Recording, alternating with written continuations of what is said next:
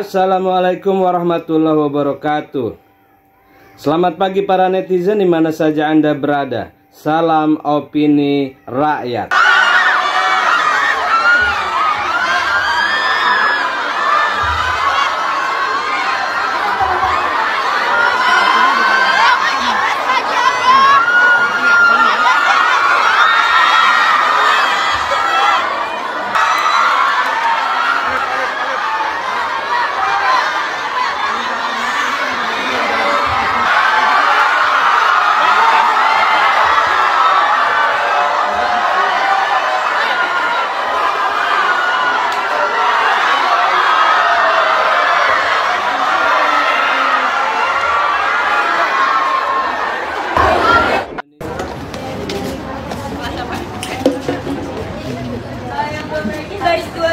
Wah, ini anak-anak abang.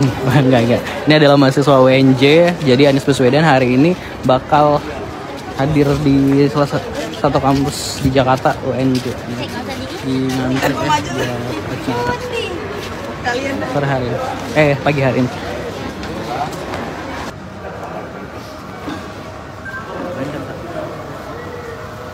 Detik-detik Anies Baswedan pas tiba di Universitas Negeri Jakarta.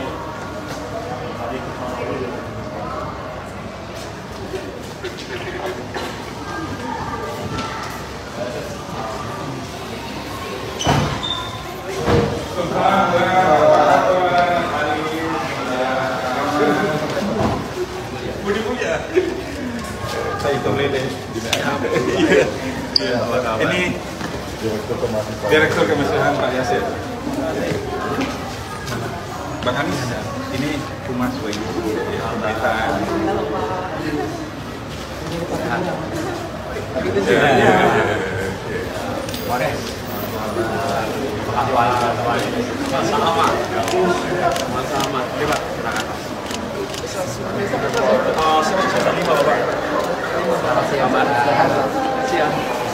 Enggak maksudnya udah pas berdua.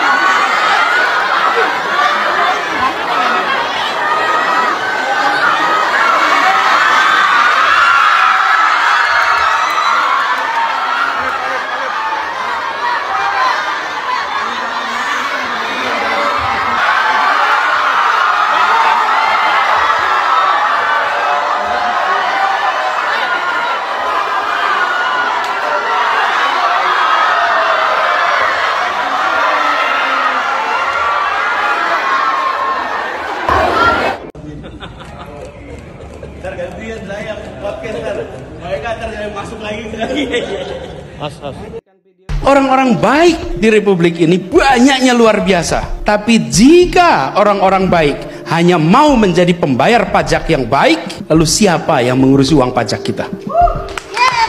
It's a simple questions. Siapa? Semua yang berada di ruangan ini. Jika Anda tadi siang kerja, maka Anda bayar pajak rutin dan pajaknya impresif jumlahnya. Kenaikan PPN jadi 12%. Seperti yang sudah diumumkan pemerintah mulai berlaku bulan Januari tahun 2025. Publik pun merespon dengan berharap agar kenaikan PPN dapat ditinjau kembali oleh pemerintah. Polemik pun tidak terhindarkan, pasalnya kenaikan PPN jadi 12% dipandang justru semakin membuat rakyat tercekik.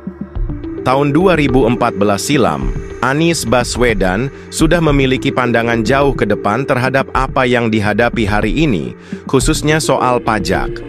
Menurut Anies, rakyat selama ini sudah taat membayar pajak, karena memang orang-orang baik di Republik ini sangat banyak sekali.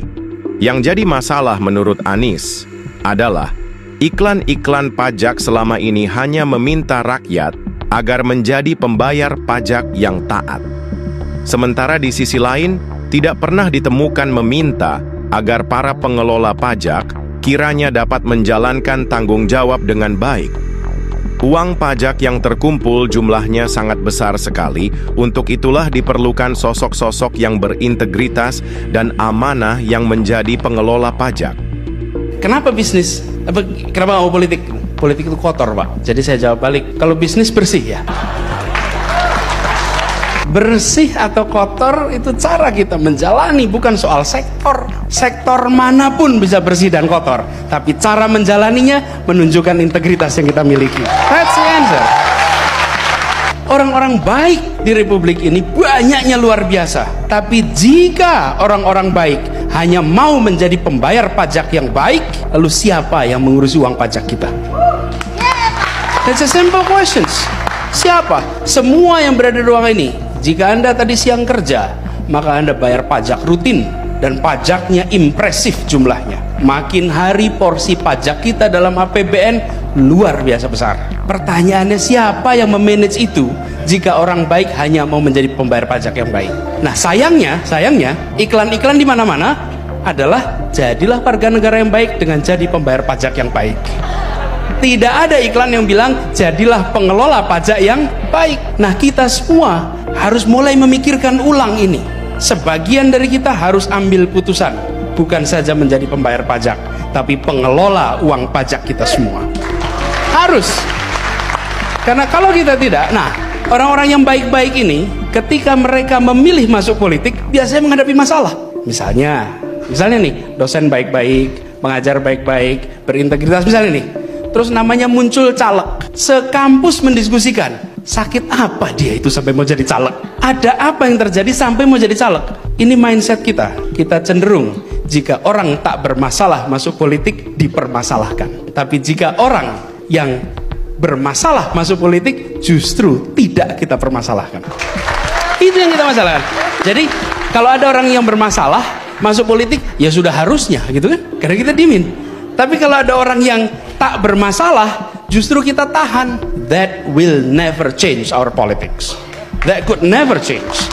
Karena itu, kita justru harus mendorong untuk masuk politik. Harus dorong. Tidak semua orang harus masuk politik, tidak. Tapi kalau ada, bantu. Kalau ada, terlibat. Apa yang dipaparkan Anies Baswedan, ini bisa dijadikan bahan evaluasi bagi pemerintah yang kini akan menaikkan PPN jadi 12%. Solusinya seharusnya jangan langsung naikkan pajak, coba pemerintah lakukan evaluasi dan perbaikan secara internal terlebih dahulu. Uang pajak dari rakyat yang selama ini taat membayar, apakah di tingkat pengelola dijamin benar-benar tidak ada yang bocor? Apakah pengelola pajak bersih dari oknum yang mungkin melakukan manipulasi data untuk mengambil keuntungan pribadi? Menarik solusi dari Anies Baswedan, yang pada titik poinnya adalah perbaikan sistem, peningkatan SDM yang mengelola pajak agar dapat menjunjung integritas dalam menjalankan tugas uang pajak dari rakyat. Saya masih ingat Anies Baswedan. Ketika Anies Baswedan itu dikriminalisasi, itu Pak Presiden Jokowi berbicara dengan saya. Seperti beliau sangat khawatir. terhadap munculnya Anies Baswedan. Sehingga itu nyata-nyata kasus Formula E itu kriminalisasi, dan saya bersaksi itu dari perintah Pak Jokowi secara langsung. Sama juga dengan hal terkait dengan revisi Undang-Undang KPK. Kalau kita lihat revisi Undang-Undang KPK itu kan sebelum pilkada serentak di mana Mas Gibran dan Mas Bobi maju. Karena saat itu ketika Pak Jokowi berdiskusi sama dengan saya untuk rencana bagaimana Mas Gibran dan Mas Bobi maju, saya ingatkan bahwa di dalam beberapa case itu konsekuensinya Mas Gibran dan Mas Bobi akan jadi pejabat negara loh Pak. Begitu jadi pejabat negara, urusan gratifikasi itu menjadi sensitif. Maka kalau kita lihat ada kaitannya revisi Undang-Undang KPK dengan pilkada terkait dengan Mas Gibran dan Mas Bobi yang mau maju. Sehingga pernyataan Pak Agus, mantan ketua KPK yang juga dibentak oleh Pak Jokowi, akhirnya itu saya benarkan. Karena memang itulah proses intervensi. Hanya sayangnya kan Pak Jokowi ini sering main belakang. Berbeda Pak Prabowo yang sikapnya kesatria gitu kan. Diminta dukung Lutfi aja itu menunjukkan sikap yang jauh berbeda. Itu kan ekspresi yang disampaikan kepada rakyat bahwa saya menyampaikan ini di rumah Pak Jokowi pada hari Minggu. Itu kan pada akhirnya rakyat menangkap itu sebagai suatu bentuk pesanan. Bagaimana perlakuan terhadap seorang presiden yang berdaulat pun seperti itu. Akhirnya kan rakyat bersikap kritis. Nah sehingga kerusakan sistem hukum itu by design. Termasuk persoalan yang muncul antara Pak Firly kemudian dengan Pak Sigit Listio terkait dengan proses kriminalisasi Anies. Jadi semua sudah by design. Mengapa ini saya sampaikan? Saya pikir semuanya sudah selesai ketika Pilpres. Kita juga sudah datang seluruh anggota legislatif PDI Perjuangan, hadir semua.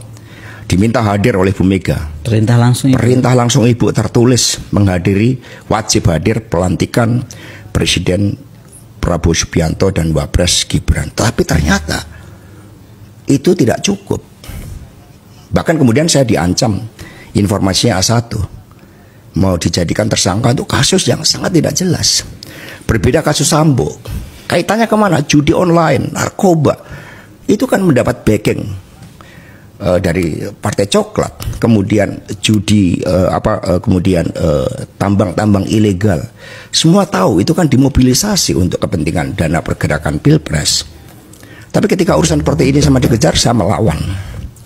Saya jadi ingat ketika pada tahun 30 ada 4 kader PNI di Ciamis hanya teriak merdeka, merdeka, dan merdeka sekarang karena bergelora spiritnya Bung Karno. Mereka dikenakan hukuman gantung, Bung. 4 kader ini. Lalu salah satu yang akan menjalani hukuman gantung itu kemudian bisa berkirim surat kepada Bung Karno dan mengatakan, Bung Karno besok saya akan menjalani hukuman gantung dengan mulut tersenyum. Dengan keyakinan. Karena saya yakin Bung Karno akan memerdekakan Republik ini.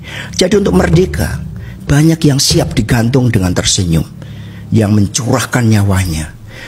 Peristiwa 10 November, ribuan orang meninggal mengalahkan yang namanya bala tentara sekutu pemenang Perang Dunia Kedua. Mosok saya hanya menghadapi ancaman aja takut, saya bongkar. Itu yang kita lakukan. Jadi saya nyatakan di sini bahwa Anies Baswedan kriminalisasi itu perintah dari Presiden Jokowi. Mas Hasto, saya yang sedang menata pikiran saya mendengarkan ini. Karena sedikit banyaknya dan beberapa bagian kita bersama, saya terlibat di dalam proses-proses Pak Jokowi naik ke kekuasaan. Tapi sejujurnya saya tampaknya tidak cukup siap mendengarkan semua apa yang Anda katakan ini. Ada satu kalimat yang perlu saya sampaikan pada Anda di hadapan penonton ini.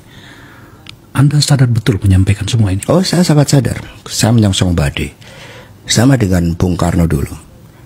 Ketika berteriak Indonesia merdeka sekarang dan sekarang, Bung Karno mengatakan saya dianggap gila ketika mengatakan Indonesia merdeka ketika Pasifik membara. Tetapi saya siap menuju penjara sekalipun, kata Bung Karno. Karena saya yakin di dalam perjuangan untuk bangsa dan negara, 1 mati akan tumbuh 1000. Itu Bung Karno yang yakin. Masa kemudian kita sebagai murid-murid Bung Karno lalu takut dan membiarkan seluruh kekuasaan ini dibiarkan hanya ambisi seorang raja yang oleh Dr. Sukidi itu dikatakan punya karakter seperti Hitler, gemar berbohong seperti Pinocchio. Itu kan kita harus berani.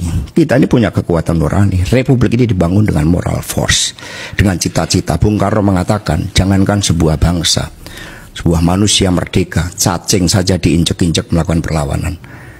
Oke, kalau saya dinyatakan bersalah atas proses-proses itu, tapi pengadilan sudah membuktikan. Ini begitu banyak puluhan juta seperti Harun Masiku. Karena itu kan kasus seperti orang yang kemudian ditilang polisi, merasa tidak berdaya, kemudian menyuap polisi.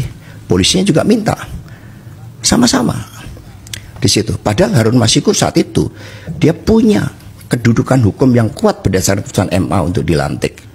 Dan keputusan pengadilan nggak ada kaitannya dengan saya, tidak ada dana dari saya. Lalu dicari dengan berbagai jebakan-jebakan. Tadi Mbak Koni mengatakan Kusnadi, bagaimana pakai menyamar, pakai berbohong, kemudian merampas, mengintimidasi tanpa ada surat panggilan. Apakah kita akan membiarkan? Kita berbicara tentang lebih dari 270 juta penduduk Indonesia yang mereka berhak atas keadilan. Demikian saudara, apa pendapat Anda? Silahkan ditulis di kolom komentar. Terima kasih telah menyaksikan video ini sampai selesai. Salam hormat. Wassalamualaikum warahmatullahi wabarakatuh.